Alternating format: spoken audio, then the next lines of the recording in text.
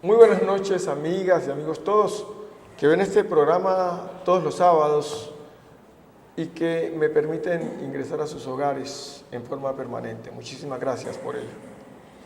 Esta noche vamos a hacer un programa supremamente importante de los procesos que se vienen dando dentro de cómo ocurrió todos estos acuerdos con la FARC, un grupo alzado en arma hace más de 53 años, con Tiro Fijo, más claramente Marulanda a la cabeza, quien manejó ese grupo saliendo de Marquetalia, por allá en el año de 1962, en el gobierno de Guillermo León Valencia, que salió con 42 hombres y una mujer y que construyó un grupo ideológico y político que buscó por las armas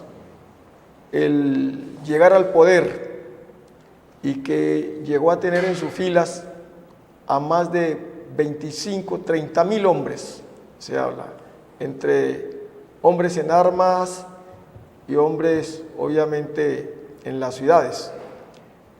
Para conversar sobre este tema hemos invitado a la persona que dio paso a que esto sucediera y que estuvo en los dos gobiernos, en el gobierno de Álvaro Uribe Vélez y en el gobierno de Santos, haciendo lo posible por alcanzar esta paz para los colombianos.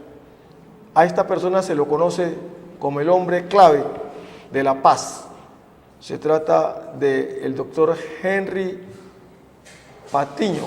Acosta Patiño, a quien hemos invitado para que nos cuente sobre cómo logró esta hazaña tan maravillosa que nadie lo había alcanzado. Y también, pues obviamente nos acompaña el compañero politólogo, invitado permanente de este programa, el doctor Edgar Campo, ex militar, un hombre de mucho conocimiento en toda esta circunstancia de lo que está pasando. Henry, muchas gracias por estar aquí en Conversando con Luis Hermes. Gracias a ti, Luis Hermes, y al doctor Edgar Campo por esta invitación. Espero que se cumplan las expectativas. Eso esperamos. Edgar, muchas gracias, como siempre, tú aquí en estos programas que son tan interesantes. Bueno, doctor Luis Hermes y al doctor Henry Acosta Patiño, a los televidentes, pues muchísimas gracias por permitirnos estar nuevamente en sus casas. Vamos a iniciar este conversatorio, primeramente, tal como lo esbozamos. Encontramos Henry Patiño, una persona que conozco hace muchísimos años, a él y a su digna esposa, Julieta, como todos quienes hemos tenido alguna relación con ellos, la conocemos y lo conocemos. Henry es un hombre de una formación en lo referente a todo el aspecto comunitario, en la cuestión de las entidades que tienen que ver con los trabajadores. ¿Quién es Henry Patiño? Acosta. ¿Quién es Henry Patiño Acosta? Acosta Patiño. ¿Quién es Henry Acosta Patiño? Es que Luis Hermes, llegan los años, uno se le olvida. Sí, claro. Se sienta en la cama y no sabe, está acostando, está levantando. Estoy diciendo está lo que no es. Bueno, ¿quién es Henry Acosta Patiño? Bueno, no. Para mí, no, sino para los televidentes de Conversando con Luis Hermes. Estoy hablando para ellos, sí.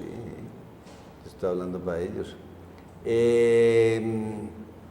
Yo soy un economista con varios posgrados en Alemania, en Israel, en España, en cooperativismo, y un magíster, pero una especialización en la Javeriana en DIH.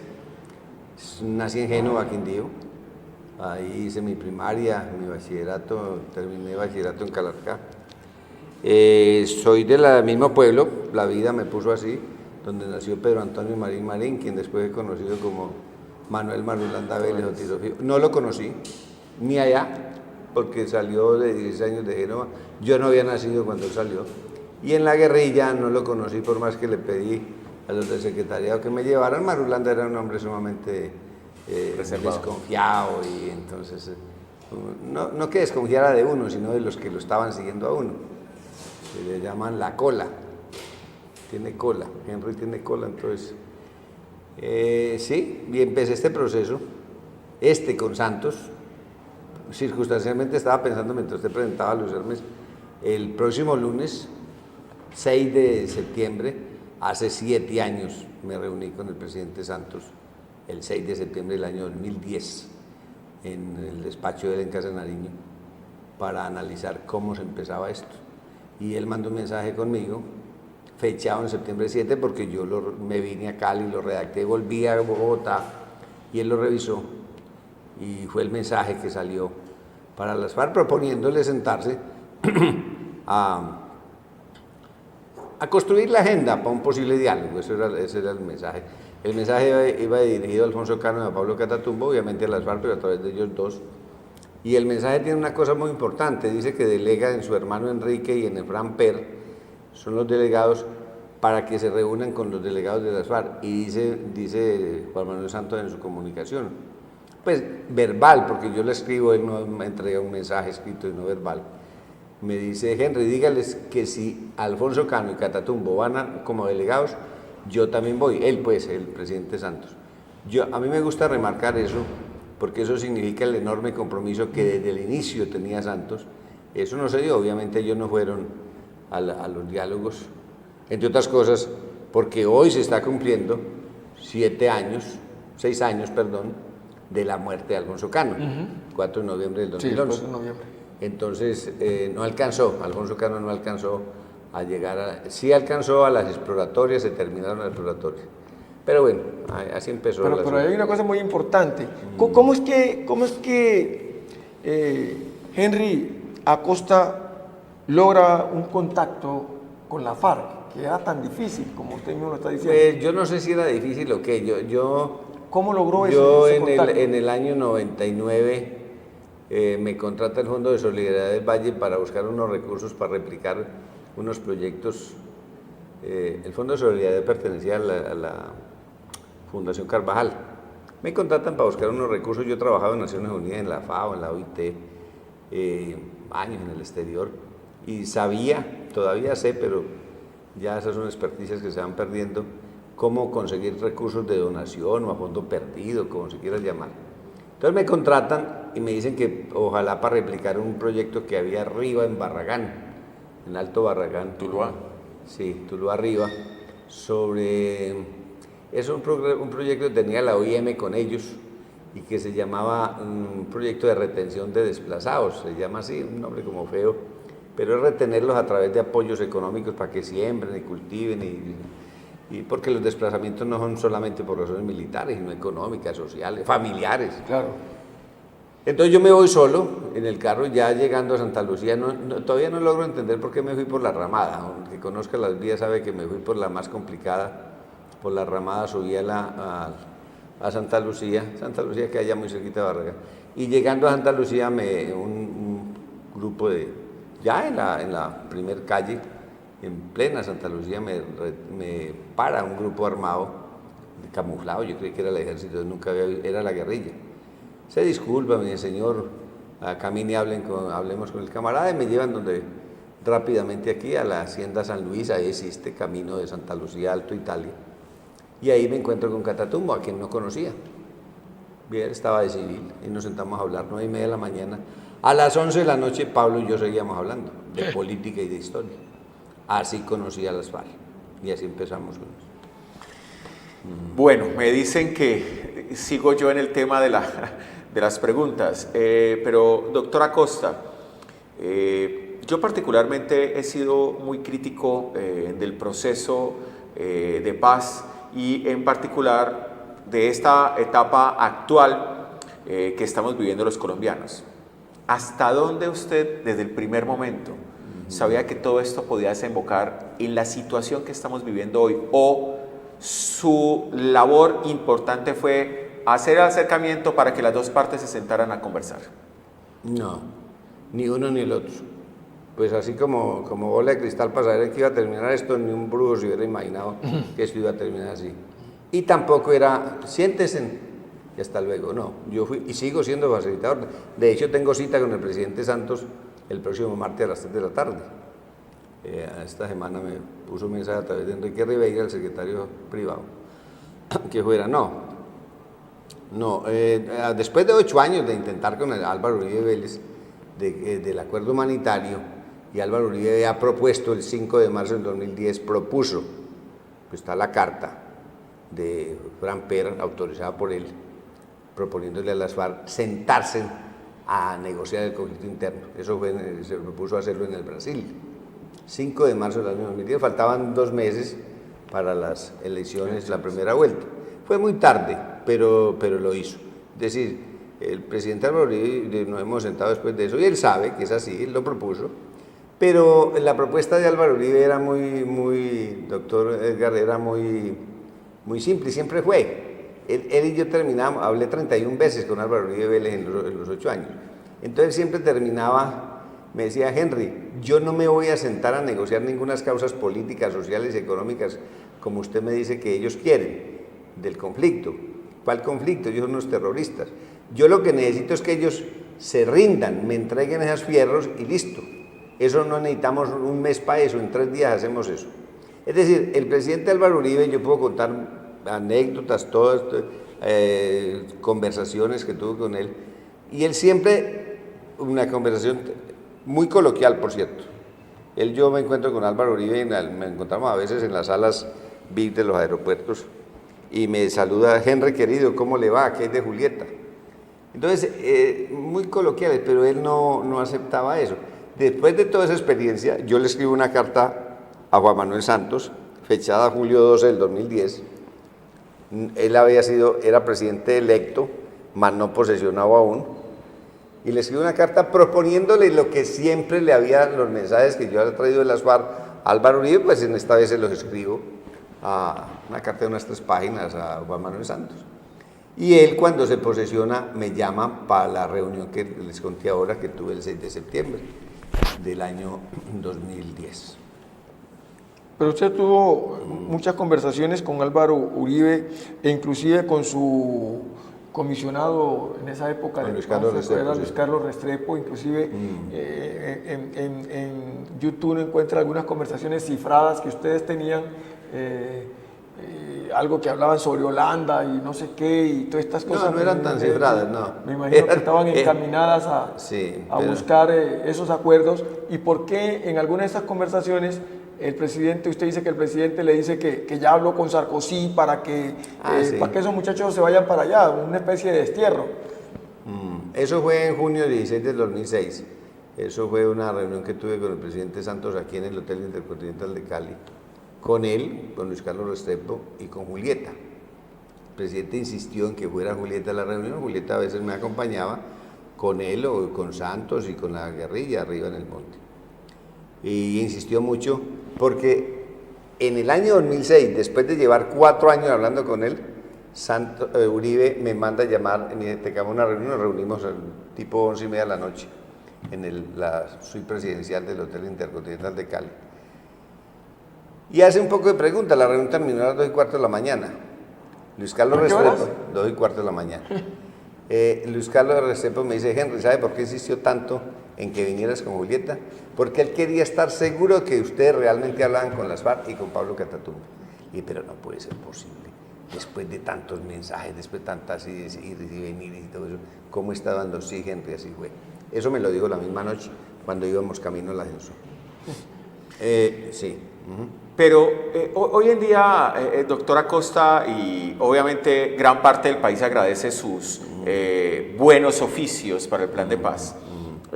Otra gran parte del país critica lo que está sucediendo precisamente con el proceso de paz. Y precisamente empieza a rodar por las redes sociales buscando recordarle a los colombianos, ya estamos en plena campaña política, buscando recordarle a los colombianos aquel debate entre Óscar Iván Zuluaga y el que era candidato presidencial también, Juan Manuel Santos Calderón. Un debate en el cual el hoy presidente Santos prometía y se comprometía a cosas tales como esta: que las FARC sí pagarían prisión, que las FARC obviamente no iban a tener las curules y demás, y resulta que hoy estamos viendo otra situación. Creo que nuestro productor tiene un video al respecto y mi pregunta es esa: ¿qué opina hoy de esas imágenes que vamos a ver y de su trabajo que ha generado lo que hoy tenemos? Vamos a ver si dice la palabra prisión. Vamos a mirar. Vamos a ver si, yo creo que no, porque nunca se habló de prisión, se habló de que pagarían penas, Sí, pero eso es no lo que- prisión. Es que una cosa es- usted, Vamos a yo me mirar a ver imagino qué lo que usted dice. es abogado, yo no sé. ¿Sí? La palabra prisión no existió nunca. Vamos a mirarlo entonces a ver qué nos dice. Pero mire que es muy claro, por supuesto que hay grandes diferencias. Yo quiero una paz, pero que Timochenko no vaya al Congreso y que Timochenko pague por los crímenes que ha cometido con la sociedad. ¿Usted quiere impunidad? O dígale al país si quiere ver a Timochenko en el Congreso o no, ¿por qué no se lo dice? Nosotros desde el inicio lo hemos establecido con total precisión y claridad. Quienes han cometido crímenes atroces y delitos de lesa humanidad no se pueden premiar, diciendo que no vayan a la cárcel o llevando al Congreso de la República. Un proceso de una paz negociada no es para regalar cargos, para dar esas prebendas. Dígale al país si quiere que Timochenko vaya al Congreso o no, dígaselo con claridad al país. Deje de decir mentiras, doctor Oscar Iván. No, yo no digo mentiras. Yo no he dicho nunca, de mi boca ha salido la palabra impunidad. Y le he explicado 1000 veces, doctor Oscar Iván. Pero diga si quiere que Timochenko vaya o no. Si cualquier Respóndala, persona que haya respóndala. cometido crímenes de lesa humanidad tiene que ir a la cárcel, eso lo dice la Constitución colombiana y la legislación internacional, doctor Oscar Iván. Deje de decir que estamos negociando una paz con impunidad, porque eso no es cierto.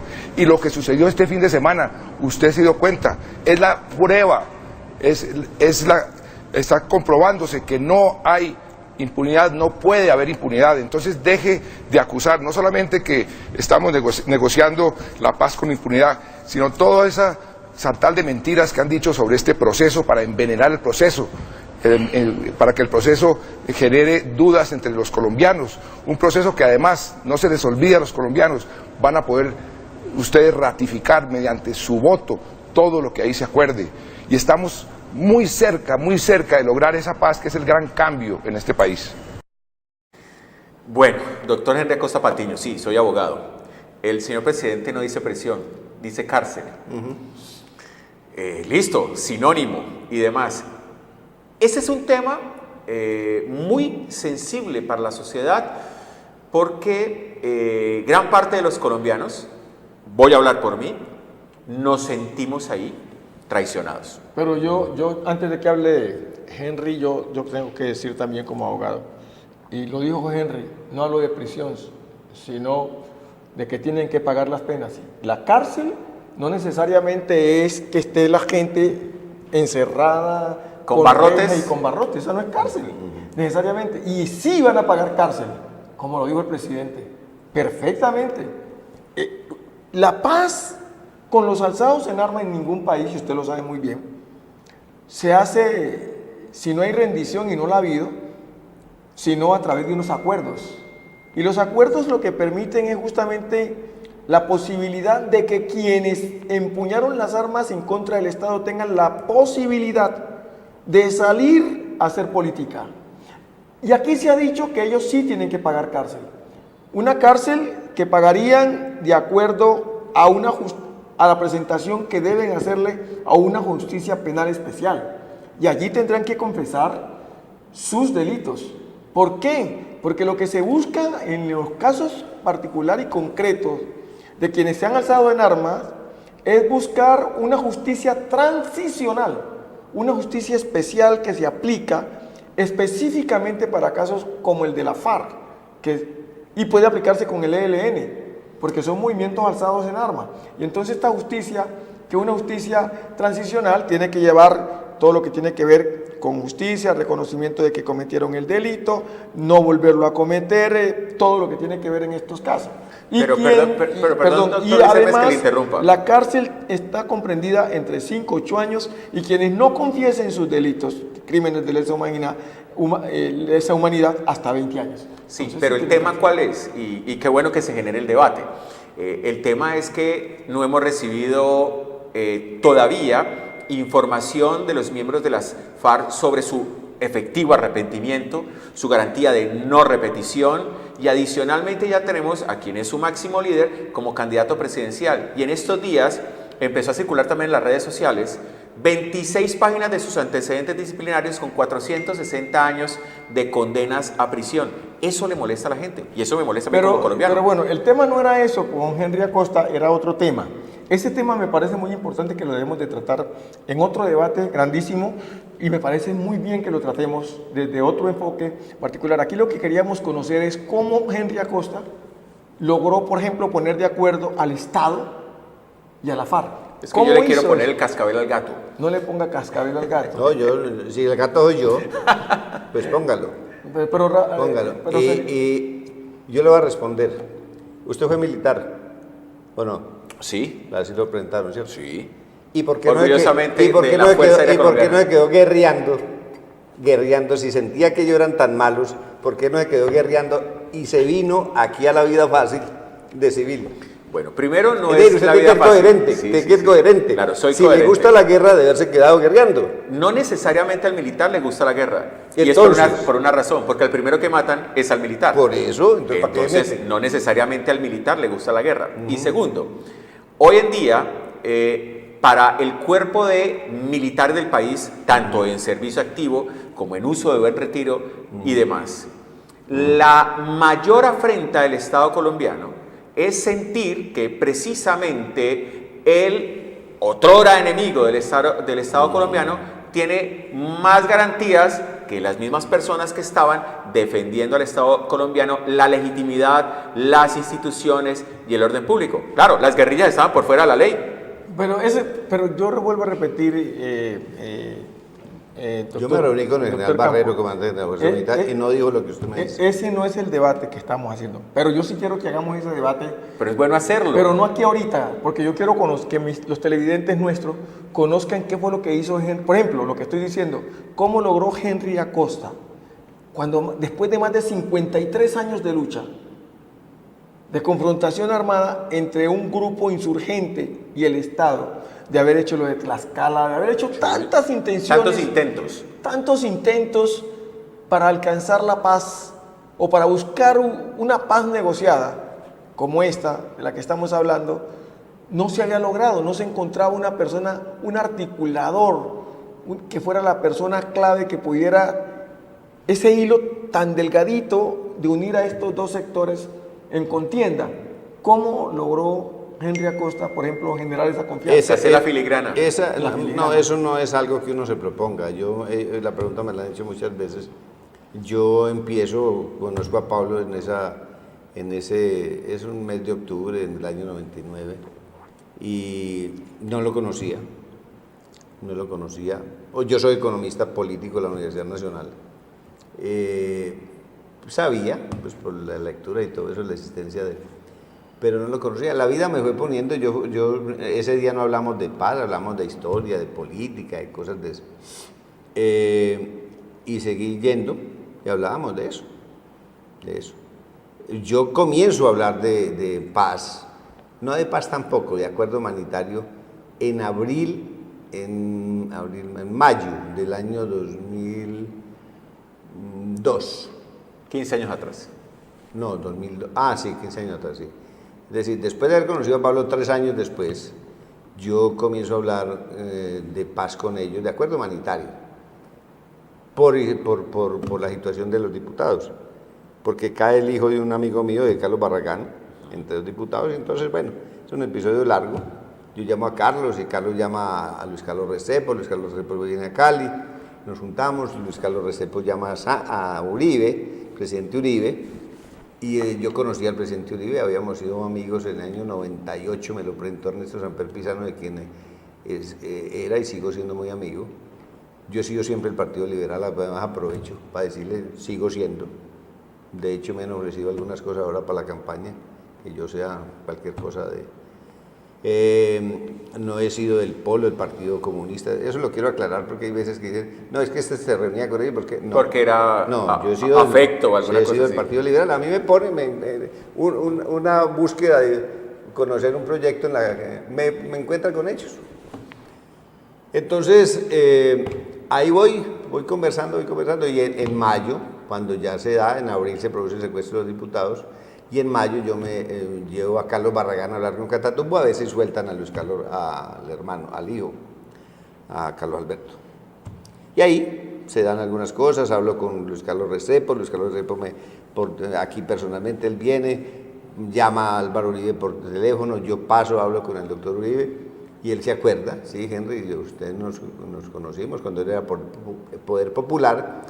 Álvaro Uribe, siendo senador en el año 98, fue el ponente de la ley 79 del cooperativismo. Yo era un dirigente cooperativo y conocía de eso. Entonces ahí, yo era presidente de la Junta Nacional de Financiaco y ando el país con Álvaro Uribe, él es senador en esa época, en ese año. Él, pues lo que hacen, presentarle a los cooperativistas la ley, a ver ellos qué dicen, qué se mejora o todo eso. Entonces ahí nos encontramos, ahí nos conocimos. Luego en esa conversación Luis Carlos Restrepo le dice a Álvaro Uribe que yo tengo esa conexión con Catatumbo, yo le digo al presidente por teléfono que sí, que después le cuento los detalles, pero que necesito autorización escrita. Eso es por efectos de que la Fiscalía no me fuera a judicializar. Correcto. Porque el único persona que podía autorizar a hablar con la insurgencia en esa época era el presidente. El presidente de la República. ¿Sí? Entonces ahí se comienza eso, y poco a poco no se logra lo del acuerdo humanitario. Yo intento que eso no se llame acuerdo humanitario, sino que sea un intercambio de prisioneros o retenidos del conflicto interno, canje, le decía yo, canje de retenidos del conflicto interno. El presidente no acepta, pero aquí quiero contar esta noche algo que es muy importante. Luis Carlos Restrepo hablaba de acuerdo humanitario, pero Luis Carlos Restrepo siempre me decía, Henry, yo no voy a desaprovechar, así el presidente no quiera, que esté sentado yo con las FARC y no hablar de paz y no solamente acuerdo humanitario. Luis Carlos Restrepo tenía esa agenda y Alfonso Cano y Pablo Catatumbo y algunos del secretariado, básicamente Alfonso Cano, tenían que había que hablar de paz, que eso era lo importante. Eso nunca se dio porque el presidente Uribe siempre me decía, Henry, yo necesito saber dónde se va a reunir usted con ellos y dónde va a llevar al alto comisionado de la paz a reunirse con ellos, porque es un problema de seguridad nacional que se reúna con unos terroristas sin que las fuerzas militares sepan dónde. Entonces le decía, presidente, así yo supiera, porque de efecto yo no sabía. A uno le dicen, váyase por esta vía y le salen, y bueno, todas esas cosas, detalles. A uno no le dicen, como decir... le dan las coordenadas. Le dan la dirección, véngase para donde ustedes están aquí, como me dijeron hoy. No, váyase por esta carretera y le salen. Y hay veces que no se da la reunión, devuélvase que no se pudo. El presidente, así supiera, yo no le voy a decir. Para que un operativo, y bueno, los primeros muñecos somos Luis Carlos Restrepo y yo, pues. Entonces, bueno, todas esas cosas se dieron. Pero ¿cuál fue, digamos, el momento más álgido? Existieron muchos, me imagino, de esos primeros acercamientos, porque la población, el país, para nadie es un secreto, tenía, y gran parte del país lo sigue teniendo, una gran repulsión o aversión hacia las FARC. Entonces, me imagino que construir esa confianza a la sociedad requería también de dar unos pasos importantes. Sí, pero yo era un trabajo, creo que no terminé la pregunta y usted me ayuda a que yo la termine. Decir, fui construyendo, sin proponérmelo, construyendo dos cosas que eran importantes, confianza y credibilidad. Yo no daba los mensajes explicados. El presidente Uribe me decía, o Luis Carlos Restrepo, Henry, dígales esto. Entonces yo iba y decía, les mandan a decir lo siguiente, 2 puntos, abro comillas. O las FARC mandan a decir, yo le decía, presidente, le mandan a decir esto, 2 puntos, abro comillas. Con eso ocurría que entre las comillas estaba, así no les gustara al uno o al otro, cosas que eran mensajes. Hay muchos episodios, muchos mensajes que yo puedo contar que yo le decía al presidente Uribe o al presidente Santos, y ellos me decían, Henry, pues que no es así, presidente, no sé, ese es el mensaje que mandar. Pero es que hablando de la generación de confianza, para tomar lo de Edgar, hubo momentos, sí, bastante difíciles, por ejemplo, la muerte del mono Jojoy, del mismo Alfonso Cano, pudo haber roto... No fueron, fíjense ustedes, vea, le voy a contar esta anécdota. Alfonso Cano lo matan, muere pues el noviembre 4 del 2011. En la mañana, 7 de la mañana del día 6 de noviembre del 2011, yo recibo una comunicación. Hoy es noviembre 4. Hoy mataron, mataron a Alfonso Cano. El 6 de noviembre del 2011, de 2 días después de la muerte de Cano, yo recibo un mensaje de que me vaya con una persona, era un correo humano de las FARC, que me vaya con él, en el carro de él. Entonces me voy. Llegamos a Piendamó y ahí volteamos hacia Morales. En Piendamó hay una vuelta a Morales, ahí entramos hacia Morales, que fue por donde mataron a Alfonso Cano. Entonces, en la vía, no sé cuánto adentro, salen a la vía 2 personas sin armas, pero con esta cosa negra, con una licra negra, que son todo, y uno se aprende a conocer, y dije, son guerrilleros. Y yo el que iba era un miliciano de las FARC, que me llevaba en el carro. Paran, y para el hombre, y entonces me dicen, señor, el camarada lo está esperando en aquella casita. Yo me bajo, 10 metros dentro de una casita, estaba el enano, Óscar, comandante del Frente Manuel Cepeda Vargas. Ahí estaba Óscar, y le digo, ¿qué fue? Era 6 y estaban volando los helicópteros. No habían traído a Cano, estaban volando los helicópteros. Entonces, porque Cano fue llevado primero a Popayán. Entonces, me dice Óscar, señor, le manda a decir el camarada que le diga al presidente Santos que a pesar de lo que pasó, todo sigue igual, seguimos en las conversaciones. Entonces yo le digo, Óscar, ¿y quién es el camarada? Porque él dijo, el camarada le manda a decir, dijo, Pablo Catatumbo. Dije, listo, no es más, dijo, no es más, dije, hasta luego. Yo no me senté, esa fue una conversación de 3 minutos, subo al carro, vuelvo y me traen a Cali, llamo al presidente y le digo, presidente, tengo un mensaje importantísimo para usted, voy a Bogotá y le cuento. El presidente reacciona en una reacción así como, yo siempre digo, para mí fue rara, ¿no? Porque él me dice, sí, Henry, listo, ahora dígales que apuren, que esto que no está cogiendo el tiempo, que apuren, que apuren. Apuren es que había que empezar, se había terminado ya de construir la agenda, había que empezar los diálogos que empezaron en febrero 24 de 2012. Esos iban a empezar en noviembre, y el jefe de la delegación era Timo León Jiménez, de la delegación a La Habana, pero no fue porque muere Cano y a Timo León lo nombran comandante general por una sola razón, porque era el más antiguo en el secretariado, no en las FARC, no en el Estado Mayor, sino en el secretariado. Timo León Jiménez es miembro del secretariado desde que tenía 28 años de edad. Timo León Jiménez llega a la guerrilla de 17 años de edad, sale de Palmira. Él vivió en Palmira, lo crió un hermano medio, que murió hace como 2 años, Jair, lo crió ahí. Bueno, esa es otra historia. ¿Él hace sus estudios de medicina? No, ¿cuál estudio? Timo León Jiménez no se estudia, sale de 17 años, él se va en un bus a Suma Paz y ahí se queda. Entra la guerrilla. ¿Cuál estudios de cuál medicina? No es ni siquiera bachiller. No tiene ningún estudio. Nada. Esa es una imagen que se ha creado de él, diciendo que estudió en la Patriz Lumumba, bueno, esto es muy bonito. Rusia y demás. Yo quería que eso se descartara y que saliera de una voz autorizada. Pero en el momento en que muere Cano, recordando el día de hoy, con todos estos acercamientos, eso no, hubo un momento. Eso no está. Pues estoy contando que mandan un mensaje diciendo seguimos. Esto sigue. Cuando yo llevo el mensaje de septiembre 7 que conté hace un ratico, lo entrego en septiembre 14 del año 2010, en octubre 15 del mismo 2010, yo recibo una USB a través de un correo humano, la meto en el computador de la casa, no recuerdo siempre eso. Lo meto y leo y comienzo a leer la primera página. Y la primera página era, como ellos primero hablan del pasado para hablar de tres reglones del presente. ¿Sí? Entonces, muchos del Partido Comunista y Polo y muchos le dicen a esos ladrillos, y eso es cierto. Cierto. Entonces yo comienzo a leer y digo, esto no resultó en nada. Cuando leo la segunda página, y listo, a pesar de todo lo anterior aceptamos y nombramos plenipotenciarios a tal y tal y tal.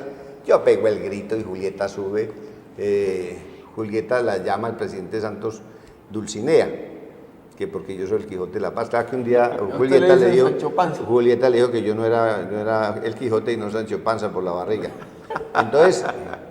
Entonces, ese 15 de octubre, en esa respuesta de las FARC al presidente diciéndole que sí, está, a pesar de la muerte del mono, que consideramos una vicisitud de la guerra, nosotros somos serios y continuamos en esto. Ni siquiera dicen del mono Jojoy, el nombre del mono, es decir, a pesar de la muerte del mono, lo mencionan así nomás y ellos siguen. Es decir, fueron 2 muertes. Y la de Cano, a pesar Sí, de- claro, que fue en noviembre 11, noviembre 4 del 2011. No afectan el proceso, las FARC estaban decididas a la negociación. Aquí hay algunas cosas que, si el tiempo diera, yo podría contar cómo fue el efecto del Caguán en todo esto, porque el Caguán tiene un efecto tanto en el Estado como en las FARC. Muchos dicen que fue que se fortalecieron las FARC. Yo digo todo lo contrario, tengo información de por qué es al revés. Hágale. Al revés. ¿Por qué? A ver, el Caguán, ¿qué pasa? El Caguán, lo que se dice por fuentes y medios y lo que sea, es que las FARC aprovecharon para fortalecerse, que crecieron mucho, crecieron, Sí, crecieron. pero quien se Casi fueron 35.000 hombres, más o menos. No. De eso se No, habla. No, pero no. Lo máximo que llegaron las FARC fue guerrilleros, 17.000. Seguramente habían más milicianos y Es todo. que se cuentan ahí más los milicianos. los milicianos. Sí, los milicianos. Que puede ser porque los milicianos, en el actual, los milicianos son igual número que... No, la mitad de los excombatientes. Pero bueno, lo que quiero contar es que pasaron 2 cosas. Las fuerzas militares, por el Plan Colombia, se fortalecen, es decir, enormemente y todo eso. Y las FARC fueron, ¿cómo se llama? Penetradas, ¿no? ¿Cómo se llama? Infiltradas. Infiltradas, una infiltración enorme. Es decir, las fuerzas militares, y ustedes se encargan de este objetivo de alto valor, ustedes se encargan de este otro, ustedes se encargan de este otro. Las FARC, por ejemplo, en ese crecimiento, entra un argentino, que después estuvo en la Teófilo, entra con una francesa que se llama Nathalie, que hoy en día es la compañera de Kunta Kinte, el comandante del 58, el Chocó.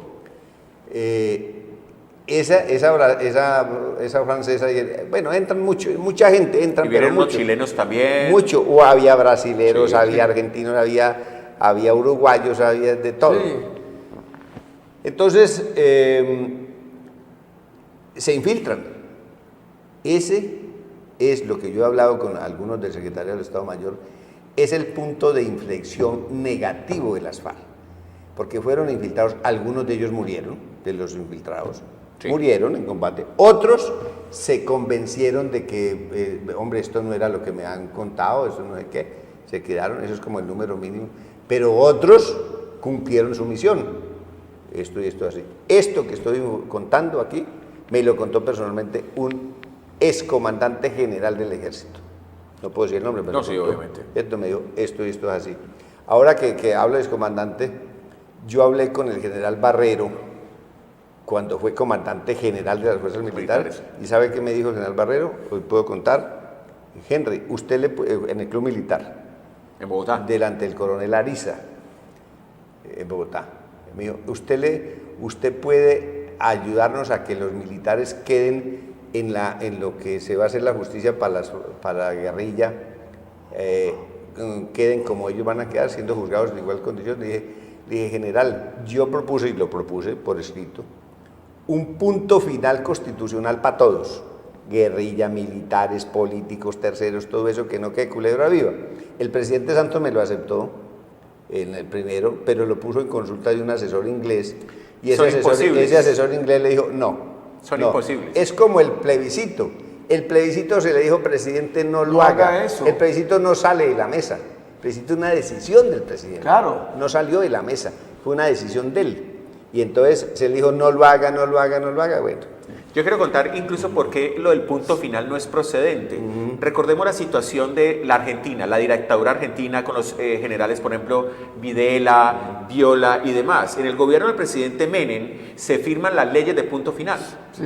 Pero hoy día, por los tratados internacionales, usted como especialista en derechos humanos y demás, se establece que aquellos delitos calificados como de lesa humanidad, pues no pueden ser amnistiados, No son indultados, hay que etc. juzgarlo, hay que juzgarlo. Claro, Pero e en ese momento sí era posible.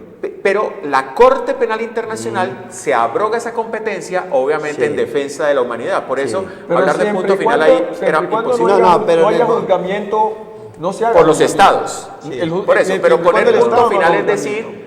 casi que Sí. borrón y cuenta Sí, nueva. eso era, borrón y cuenta nueva. Sí, y eso para la cuando comunidad yo lo internacional propuse, no está usted bien. tiene Eso no razón, está bien. pero en ese momento no. En ese momento el Estado colombiano no era. No estaba. No, no había. No era parte de la, No del formaba Tratado de parte. Roma. Pero El yo Tratado de estaba Roma. proponiendo punto final constitucional por un acto legislativo. Era más complicado, Más complejo, claro. era más complicado la llegada al punto final, pero no era ley, era acto legislativo. Pero Que es mucho más, ¿no? Pero Sí, yo- sí, pero bueno. tampoco hubiera podido. Es decir, por donde sea, no hubiera podido por lo que usted acaba de decir, pero no en ese momento, ya corrieron poquito tiempo y ahí mismo se suscribió el Tratado de Roma y ya. Claro, con Videla pudo ocurrir eso en Argentina por lo que estamos diciendo. Es decir, es Pues no obligación. existía todavía la Corte Penal Internacional. En ese momento estamos hablando del año 77-78, la dictadura de Videla, Sí. de Viola, Viola, sí. es el tema de la toma de las Malvinas. No, eso es salió horrible. mal. Bueno. Eso salió mal, todos lo sabemos. Pero hay una cosa también importante que yo le quiero preguntar a Henry.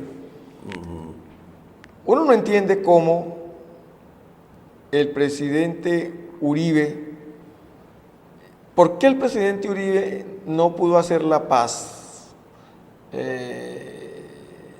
con la FARC por la actitud que él asumía? ¿Y por qué él critica ahora de una forma tan vehemente lo que él quería hacer? Bueno, no, pero aclaremos una cosa, no es que él no pudo. Él en su mente no tenía hacer Sí, la paz. pero él trataba no de es hacer la paz, eso él de hacer quería, la paz lo quería desterrar. Y primero no el es hacer la- destierro no él no- existe en él no Colombia. tenía- él no tenía cuando esa- cuando él Sí. le dice a usted que Ya habló con yo ya hablé con Sarkozy, Sarkozy, que lo recibe Habló con y Sarkozy, que- correcto. y que Sí, esos sí. tipos se Sí, van sí. para allá, eso no existe, el destierro no existe en Colombia. Sí, yo le dije, presidente, la ley de destierro acabó hace 150 años y yo no doy ese mensaje porque eso termina. Y dijo, bueno, usted verá. Bueno, a ver, no es que él no pudo, esa no es la palabra. Él en su mente no estaba negociar con unos bandidos y terroristas, palabras textuales de él. ¿Y por qué estuvieron 8 años en ese tiraje? No, pero era buscando el acuerdo humanitario, era que soltaran los secuestrados, que así se llaman en los medios de comunicación, para las FARC se llaman retenidos del conflicto, y los presos de las FARC que ven aquí, un número de allá, un número de aquí, entre ellos los diputados que estaban allá. Eso era lo que se buscaba. Por eso dije hace un ratico que Luis Carlos Restrepo decía, yo no voy a desaprovechar que nos sentemos a lo del acuerdo para hablar de paz. Pero no era el presidente Santos, el presidente Uribe solamente decide proponer diálogo para terminar el conflicto en marzo 5 del 2010. Ahí sí, pero ya estaba de salida. ya era, digamos, tarde. Una pregunta que nos hacemos muchos colombianos. ¿Realmente la labor de Venezuela, del presidente Chávez, en este acercamiento, cuál fue? ¿Tanto protagonismo como creemos que tuvo?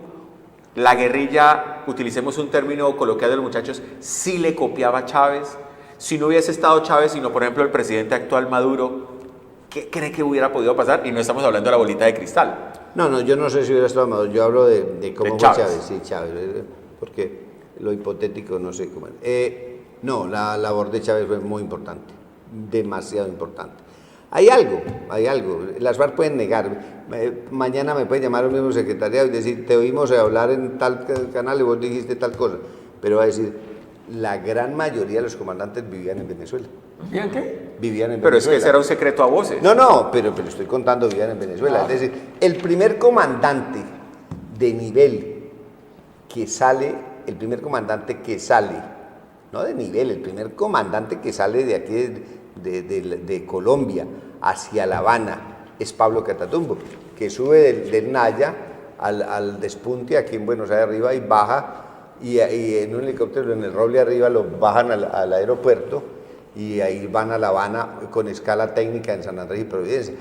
Los otros salieron todos por Caracas, incluyendo a Mauricio Jaramillo y a Sandra, la viuda de Manuel Marulanda, que estaban en el Guaviare, los trasladan a Caracas y por ahí salen allá.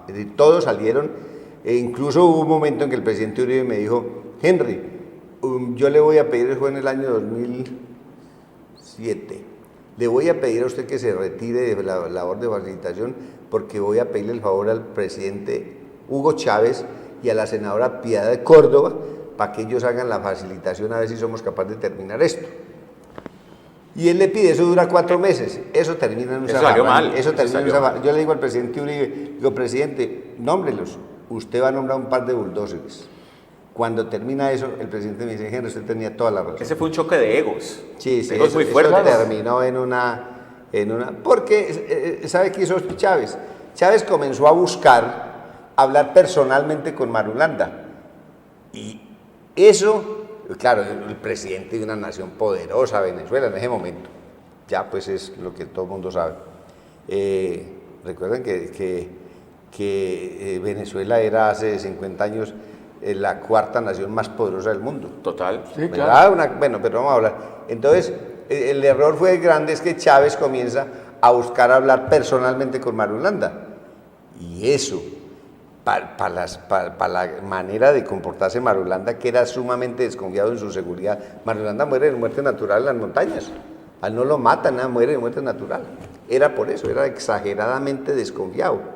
El radista de Marulanda siempre estaba a no menos de 20 kilómetros de distancia.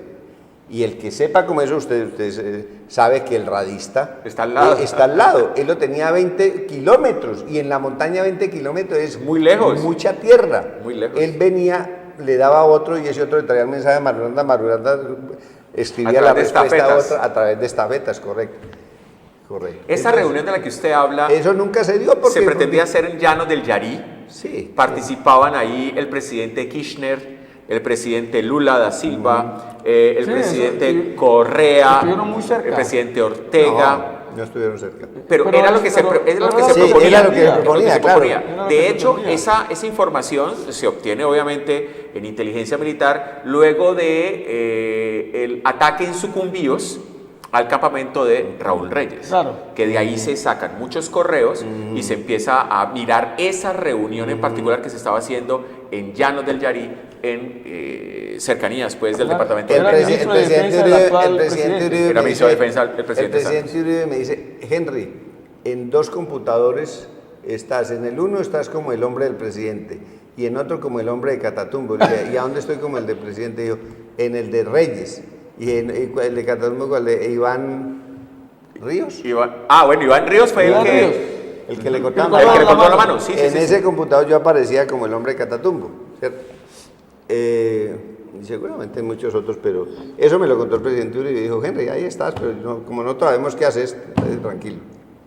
Pero, sí, No, ya, tranquilo. sí. El tema es que obviamente mucha de esta información pues no la conoce la opinión pública. ¿Escribirá un libro sobre esto?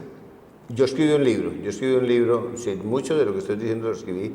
Estoy por escribir un segundo libro sobre todas las anécdotas, que yo escribí un libro hasta Oslo. Hasta Oslo, sí. Que salió en mayo del año pasado, se llama El hombre clave, pero no lo escribí más porque si escribía más, pues podía interferir en las conversaciones en La Habana. Pero sí. Henry, Deje cuento una cosa, Luis Hermes, que no he contado nunca en público, voy a contarla esta noche.